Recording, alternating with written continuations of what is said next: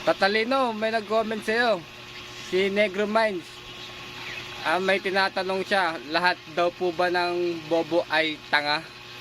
Yun. Shoutout nga pala sa'yo, Negro Mind. Ito na, sasagutin ko na yung comment mo. Lahat ba ng bobo ay tanga? Ito, makinig. Sasagutin ko na. Ang bobo kasi, maaari pang matuto. Ang tanga talaga, wala na.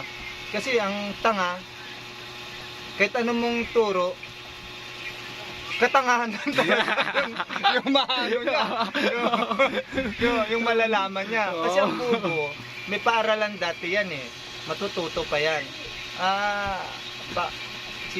Paaralan ni Vic and Joey sa school bukol. Meron yan. Matututo pa kasi ang bobo. Ang tanga talaga, habang buhay na yan tanga. Kahit anong turo mo, katangahan lang. Hindi papayag din yung bobo na sasabihin mo, bobo ka na. Tanga ka pa.